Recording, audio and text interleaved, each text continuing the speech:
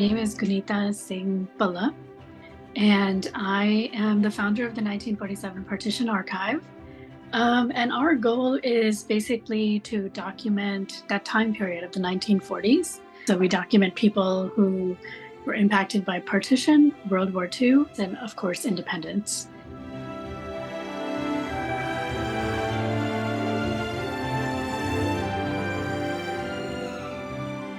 We've always heard and seen stories of partition being acted out in films and documentaries and being written about in books. What made you choose this particular project, that can be considered such a daunting task by many because of the emotional toll that the partition took on people? So, when I took on this work, it was back in 2008. Nobody was talking about partition. It had become sort of a dead public memory. And I realized why it was. It was just a bunch of numbers that were mentioned in books. It didn't have that human dimension to it in public memory. And so when you have those stories, the history cannot be denied. The violence and migrations affected a portion of the population, but the movements, the change in economics, culture, everything, those were actually, it was like 100% of the people who were impacted. So in some way, shape or form. And so it's a very important piece of our history that needed that human dimension so that it is not forgotten. What does the process of archiving oral history 77 years after the partition now entail? And how is it different from, say, archiving the written word or pictures or things like that? Yeah, so the written word and pictures are a lot more straightforward to document. Oral history has a ton of moving pieces.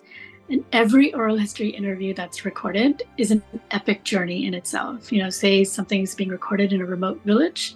The oral historian, first of all, has to get trained. They need equipment. They need to travel there. They need to develop a rapport with that person. Then they need to sit down for a few days, document their stories, come back, not only prepare those videos and information for upload, but also prepare an abstract, a summary of the interview that will be accessible publicly.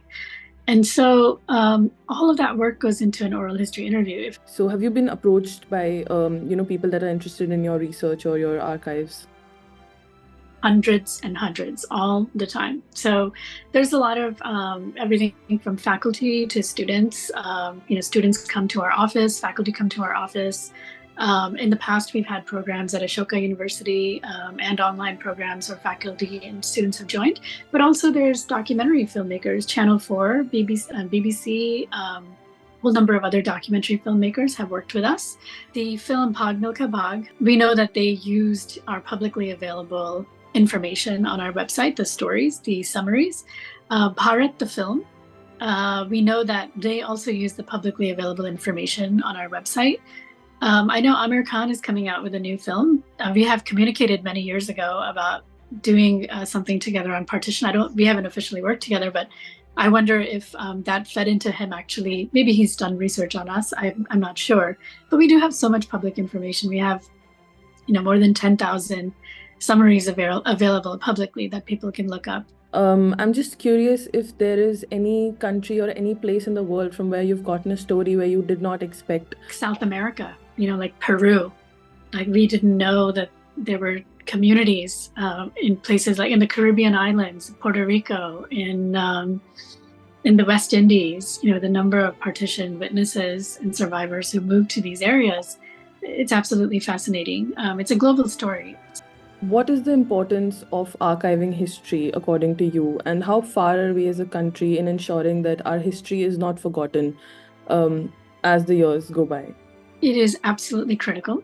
History is such an important basis of our identities. History is what creates conflict in society if we don't understand it fully, if we just understand a little siloed version, that our families or our little communities know. Because every community has their own version because they just experience it from their perspective. But I think through documentation, we can offer a bigger perspective. We can allow communities to see from each other's perspective. And that's where the resolution lay in conflicted histories. That's the path to resolution in any case, if someone were to pursue it. But, that data was missing before, and every community has their own story. And without the data, They just, and anyone can start imposing their own version, right? But with data, we can kind of step back and look at it more objectively and see that maybe the truth is not what any one side is saying. Maybe the truth lays somewhere in between or somewhere completely different. What are some similarities that you have found from people's stories from both sides of the border? And can you just narrate some stories that have left an indelible mark on you? The stories are nearly identical on both sides of the border. I think both sides, committed a lot of tit for tat crimes, and I think the experiences are very similar. If you didn't know somebody's religion and name, you wouldn't know which side they were from if they were telling their stories. The stories that I think all stories leave an indelible mark. But the ones that are especially difficult, I think, are the children who were orphaned, who lost their parents in front of them. Those types of story, and how their entire life trajectories were then shaped by being orphans. We've met children who were kidnapped and maybe turned into farm workers, and they're still, they might be 90 years old and still working on those same farms.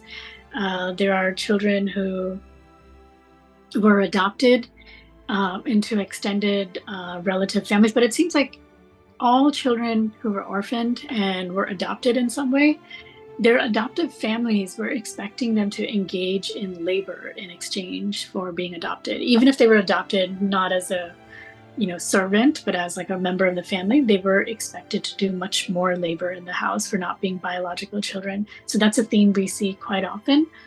And I think it's quite sad what happened to those children, because their parents left, and it was truly tragic that happened.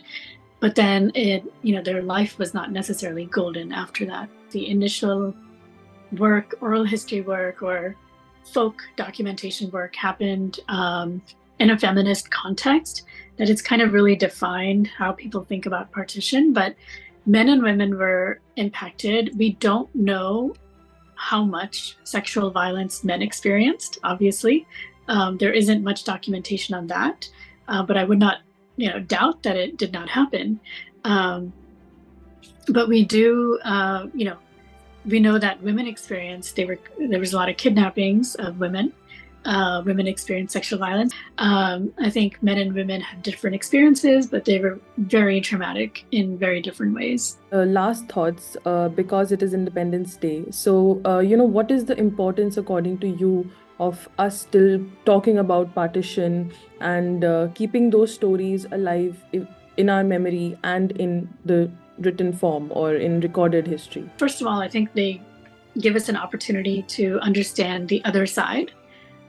They really humanize everybody, and they give us an opportunity to really overcome our feelings about the other, our feelings about this history. They give us an opportunity to understand somewhat of the reality of that time, to challenge our assumptions. So I think it's really important, because these are the stories. These stories provide a pathway to healing from this past.